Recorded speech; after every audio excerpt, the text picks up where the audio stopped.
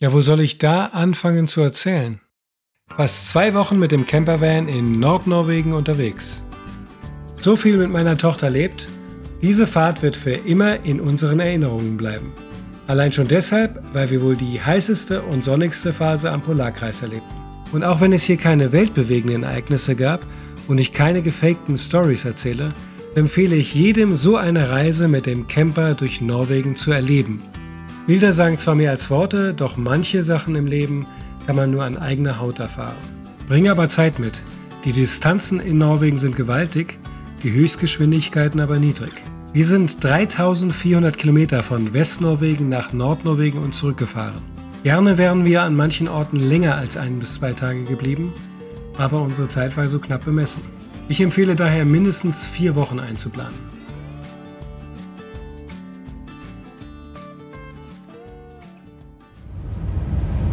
Die Reise startete schon bei Traumwetter, wie man es sich besser nicht wünschen kann. Helligkeit und klare, ungetrübte Sicht sind in Norwegen nicht selbstverständlich.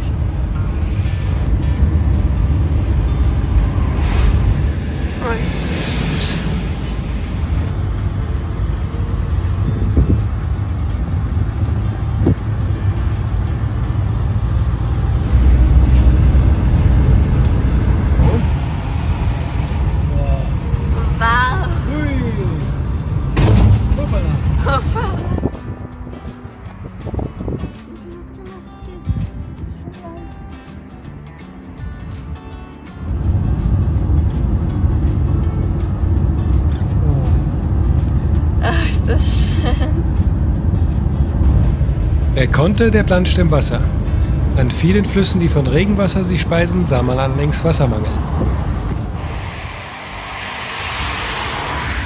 Früher als erwartet konnten wir die erste Elchkuh bewundern.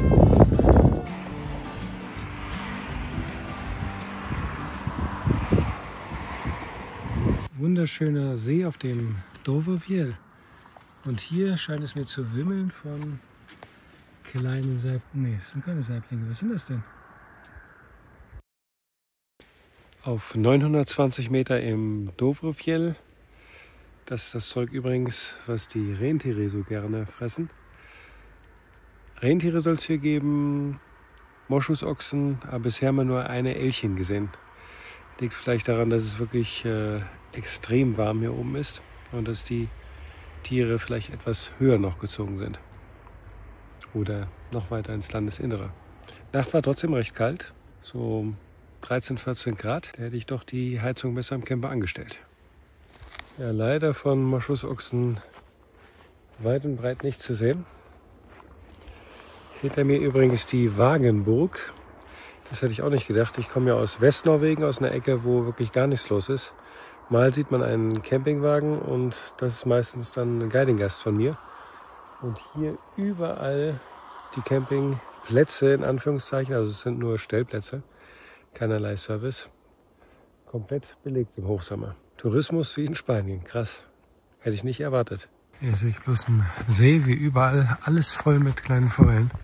Und es geht mit der Fähre rüber. Für mich hat es ausgesehen auf der Karte, als wenn es eine Brücke wäre. Wir haben uns ohne feste Ziele nach Norden treiben lassen. Einfach auf Google Maps geschaut, wo es schön sein könnte.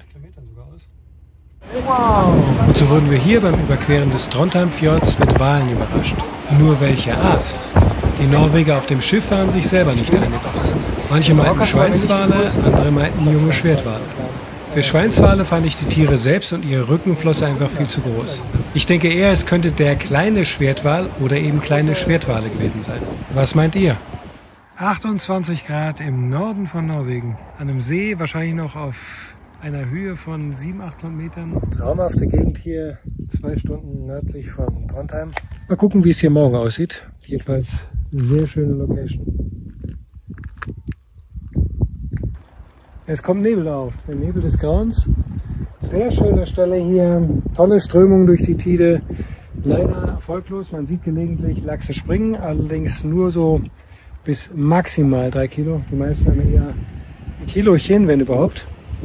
Aber gewiss hat nichts, merkwürdigerweise auch keine Lühe und es wirkt sehr überfischt. Also man hängt in Leinen hier von anderen Leuten und Boote werden hier regelmäßig rein und raus fahren. Damit muss man hier rechnen. Oh! Nein, überhaupt nicht. Scheiße. Und das Ding muss sofort raus. Meine Tochter hat mich eben beim Unfall gehackt, beim Auswerfen. Und da heißt es, den Haken so schnell wie möglich rausbringen. Du hast so eine Art Wundschock, der hält je nach Person, also Hormone, Adrenalin wird ausgeschüttet und dieser Wundschock hält je nach Person zwischen 20 Sekunden und manchmal 2 Minuten. Und in dieser Zeit hast du praktisch keinen Schmerz. Das musst du ausnutzen und den Haken so schnell wie möglich rausbringen. Wenn er tief im Fleisch ist, die Spitze durchstechen, wieder Haken abkneifen und das Ganze zurück. In meinem Fall das Ganze, die Hakenspitze gerade zurückziehen.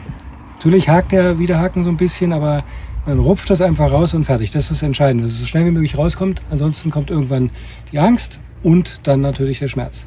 Danach das Ganze desinfizieren. So, Seerosenfelder hier, traumhaft schön, auch in die Richtung, unglaublich. Norwegen ist mehr als eine Reise wert. Handgebastelte Wobbler. Auf der verzweifelten Suche nach einem Stand-Up-Paddleboard fanden wir in diesem Sportgeschäft speziell der Lachswobbler. 49,90, solche kleinen Stücke. Wunderschöner Park for Night Parkplatz mit traumhafter Aussicht. Da ist unser Zielfisch, der Heilbutt. Ja, da bewegt er sich sogar. Cool.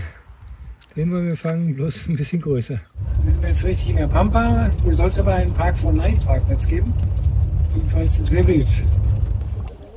Ja, und tatsächlich, völlig unerwartet direkt am Fjord ein großes Rentier. Laut Tiefenkarte sollte es hier ordentlich runtergehen. Die Realität sah leider anders aus. Steht noch da. Ist das jetzt die Mutter? Guck, wie schnell die wechselt. Der muss doch hier irgendwo im Dickicht stehen. Ah, ne, ist da drin. Hier übernachteten wir auf der Insel Auster an einem leider sehr flachen Strom. Irgendwas Kleines habe ich dran oder Kraut? Nee, einen kleinen Lühe. Oh je.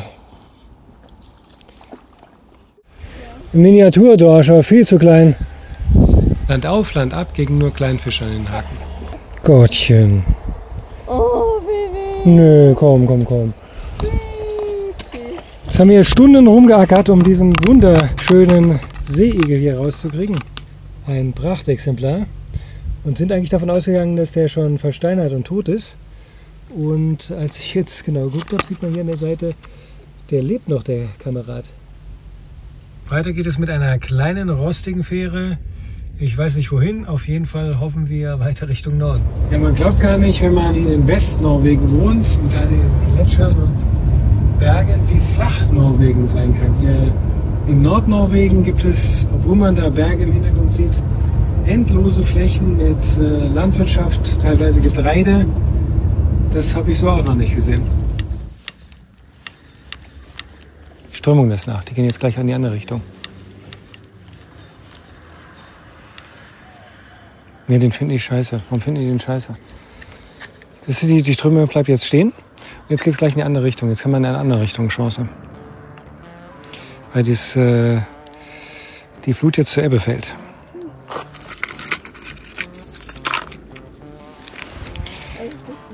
Irgendwas Weißes, gell? Keine Ahnung. Ah, guck mal, das pulvert hier hoch. Vielleicht kommt da irgendein Auslauf von irgendwas raus und deswegen stehen die Fische hier gestapelt. Das kann natürlich sein. Irgendwann noch was rausgelassen. Vielleicht das gemacht, damit das nicht so stinkt oder so nicht so modert oder sowas.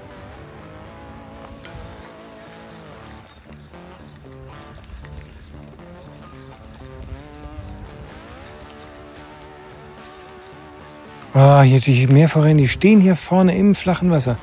Das heißt im tiefen Wasser, da ist es 4 Meter tief. Ja, jetzt habe ich eine. Bitte keine Makrele. Nee, das ist eine irgendwas anderes, oder? Das ist ein Lachs, ja. Nicht zu aggressiv. Nicht zu aggressiv, dann verliert man halt. Ist auf dem Needlestick, geht er. Ja, den nehmen wir mit. Also, aber erst mal rauskriegen, Luna. Da muss ich erst mal austoben und dann muss ich gucken, wie ich den hier ans Ufer schaffen kann. Wir haben keinen Gaff und kein gar nichts. Ja, ich konnte nicht widerstehen und bin direkt mit der Angel aus dem Auto gesprungen, als ich den Spot sah. Nur mal so zum Gucken eben. Und da hatte ich die Bescherung. Nicht ins Tang, nicht in den Tang.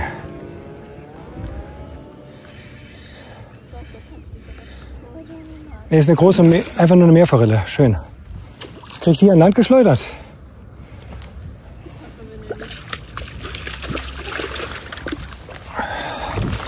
Hat schon wieder ausgestiegen. Hier.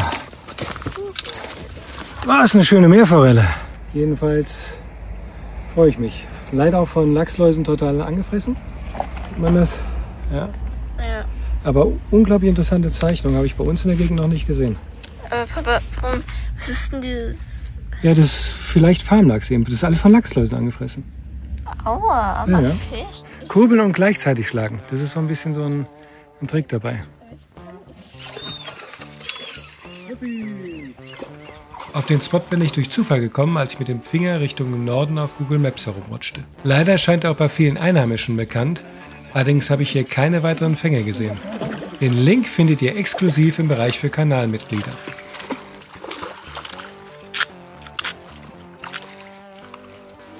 Die ist auch angefressen. Ja, die sind alle von Farmlachsen, von Lachsläusen angefressen. Irgendwer frisst halt immer an den Meerforellen. Sei es die Lachsläuse, die Möwen, den Kadaver oder wir beim abendlichen Mahl. Frisch gefangene Meerforelle. Lecker, lecker, lecker. 6 Uhr morgens im Camper, die Möwen landen auf dem Dach.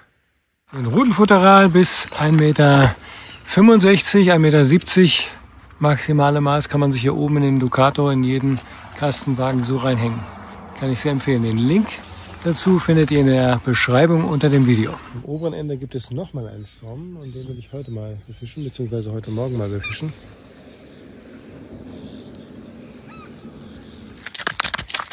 Ja, eine Makrele auf der Karstmaßertrinke statt der schönen Meerforellen, die hier sind. Auch wenn es eine fette ist. Der Wagen hat gerade mal 3200 Kilometer gelaufen und eben habe ich nach einer längeren Autobahnfahrt einen Stopp gemacht und danach ist diese Motorkontrollleuchte angegangen und es hieß Motor kontrollieren lassen. Wie so oft bei modernen Autos nur ein Sensorfehler, ausgelöst durch eine Fußmatte. Hier sind wir wirklich schon in der vermeintlich ewigen Eiszeit, bei wahrscheinlich noch 25 Grad. Monatelang nur Eis und Schnee und jetzt grüner. Und man sieht es an der Vegetation, die wächst nicht viel im Winter. Im Sommer auch nicht. Ja, hier ist es mitten im überhaupt gar nichts. Ist hier ein Shopping-Center. Ich bin gespannt, ob das offen ist. Wir haben Sonntag um 8 Uhr und es soll angeblich bis 22 Uhr offen haben. Ich bin gespannt. Hier laufen alle möglichen Leute hin. Krass, ey, das Ding hat sogar auf. Rost, alles da.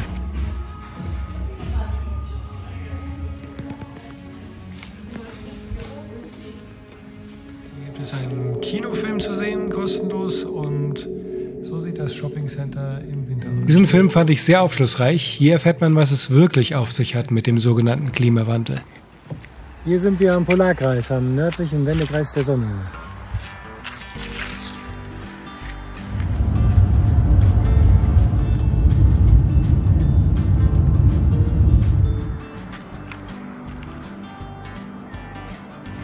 Trinkwasser bekommt man übrigens an fast jeder Tankstelle oder jedem Supermarkt kostenlos.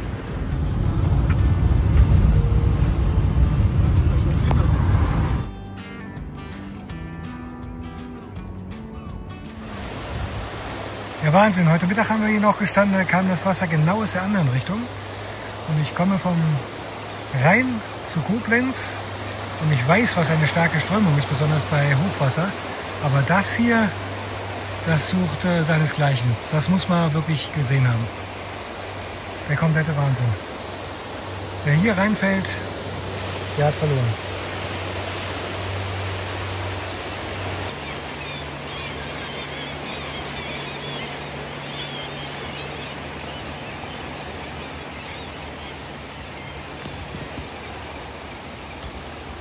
Leider nichts gefangen.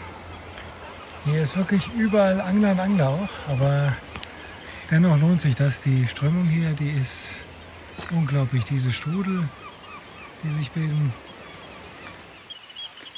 und ein schöner Sonnenuntergang. Oder auch nicht. Vollständige Dunkelheit gibt es hier im Juli durch Mitsommer nicht. Hier ist Camper an Camper.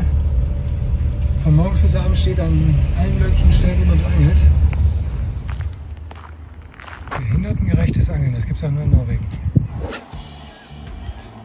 Schöne Heilbuttstelle hier, definitiv. Nur gespannt, ob wir Erfolg haben. Das Wasser ist natürlich ein bisschen zu warm über Tag eigentlich, aber man muss die Chancen wahren.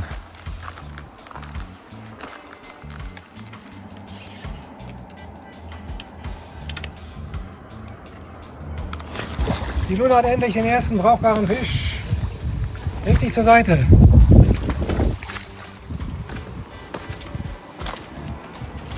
Ja, ich habe gedacht, ich gucke einfach mal, ob da bei der Luna irgendwas mal hinterherkommt. Und da sah ich tatsächlich einen Dorsch hinterherkommen. Das war vielleicht wirklich Wunsch. Ja, aber das habe ich nicht mal gemerkt. Doch, ich habe das kommen sehen. Ich dachte, da kommt ja einer hinterher. Ausgerechnet, wo ich es mir gewünscht habe. I wonder. Ja. Wunderschön gefärbter Dorsch auch. Wow. Zwar nicht super groß, aber zum Essen prima und die Farbe ist echt Wahnsinn. Hier sind wir in Bude an einem der spektakulären vermeintlichen Heilbuttplätze. Ich hätte nie gedacht, dass ich doch noch mal hier hinkomme. Ich habe mir überlegt, vielleicht mal hier hin zu fliegen oder so, weil die Fahrerei. Aber wenn man das über viele, viele Tage verteilt, dann geht es einigermaßen.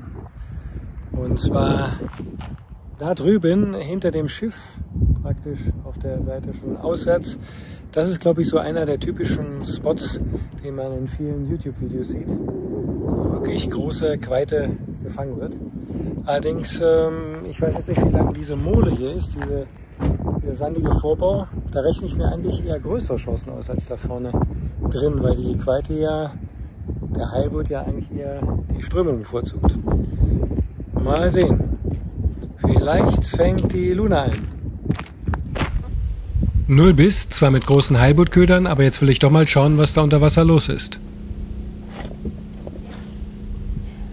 Um mir anzuschauen, wie der Spot genau ausschaut und welche Fischarten vorhanden sind, werfe ich die Fishing Cam X, die ich schon in einem Video vorgestellt habe.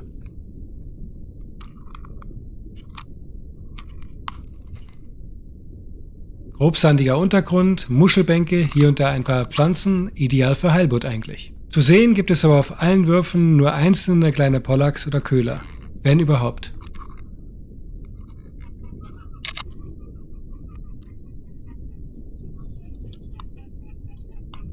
Nicht einmal Lippfische oder Brutfische sind am Ufer zu sehen. An der Hafenspitze der Stadt Bude gibt es einen kleinen Kanonenpark, beziehungsweise hier war wahrscheinlich eine kleine Festung, 1810 erbaut. Und wie man sieht, die Stadt an sich ist jetzt nicht unbedingt der Brüller. Die ist eher hässlich. Moderne trifft Antike. Ich glaube, die Stelle, wo ich jetzt stehe, die kennen viele aus einem Video eines Engländers. Und zwar ist das hier an der Hafenmole, gar nicht so tief. Und hier hat er ganz offensichtlich Quaite Heilbutt von 60 Kilo und mehr gefangen. Wir gingen an diesem vermeintlichen Traumspot aber ohne jeden Fisch ins Bett. Ja, und wenn man schon so weit im Norden ist, dann muss man noch einen Abstecher auf die Lofoten machen.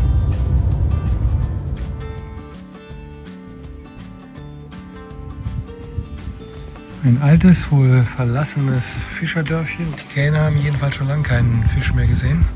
Und hier oben hinter dem Haus findet man die typischen Gestelle, wo der traditionelle Stockfisch zum Trocknen aufgehangen wurde. Das funktionierte hier, weil es im Gegensatz zu Westnorwegen nur halb so viel im Norden regnet. Da ist die. Das ist ein Männchen, oder? Ist das ein Männchen, sicher?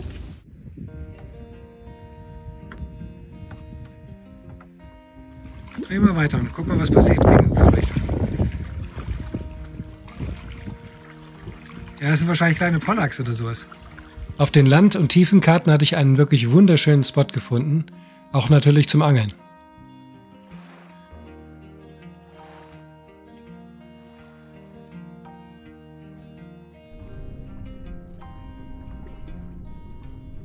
Um es kurz zu machen, hier sah ich wirklich 0 Fisch auf der Unterwasserkamera. An der Angel hatten wir hier und da mal einen Biss von irgendwas Kleinem. Riesenheilbutt, ein Miniaturköhler, der war tatsächlich vielleicht sogar während dem Drill attackiert, Zahnspuren wahrscheinlich von der Quaite hat. Wir fuhren nicht nur der Fische wegen auf die dem Atlantik zugewandte Seite der Lofoten. Beeindruckend. Keine Insel, das ist schon ein echtes Land.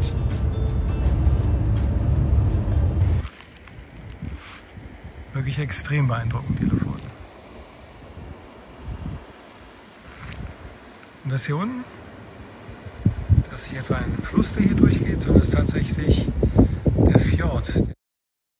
Guten Morgen aus dem jetzt wieder normalen Norwegen von den Lofoten.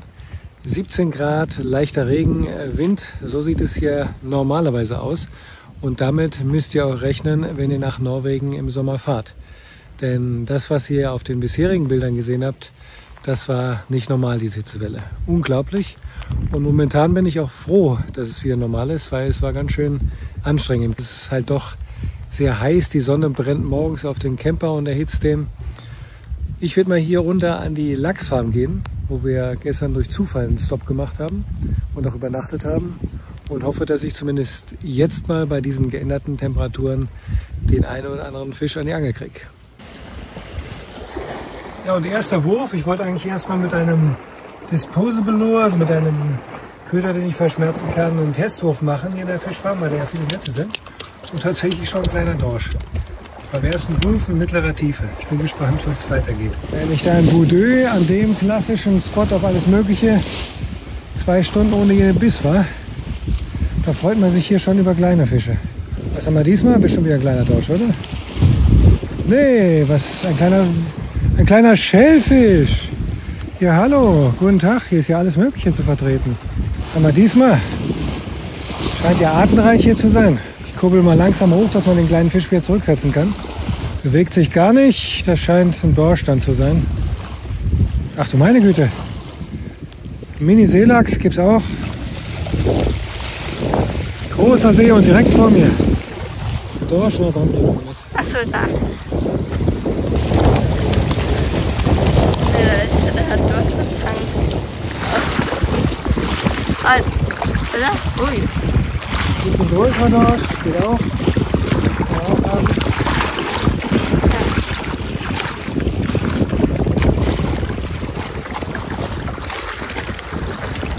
Auf den Lofoten sind die Dorsche mehr grau, spraymäßig gefärbt. Nicht so schön wie Lunas Dorsch vom Salzstrom. Auf der Reise hatten wir Raum und Zeit vergessen. Auch Guiding-Termine. Ich musste schnell zurück. Wie die Fische, so wurden auch die Landtiere nach der Hitzewelle aktiver. Highlight war diese Elchkuh, die sich 10 Meter von unserem ratternden Camper nicht beim Äsen stören ließ. Auch Rehe gibt es in Nordnorwegen. Hier ein schöner Bock. Rentiere. Ich glaube, Alles sind Männchen. ich glaube aber bei den Rentieren haben auch die Mädchen dabei. Ich freue mich schon aufs nächste Jahr, dann gibt es auf jeden Fall wieder eine Tour nach Norden. Abonniere doch meinen Kanal, wenn du dies und weitere Videos nicht verpassen willst.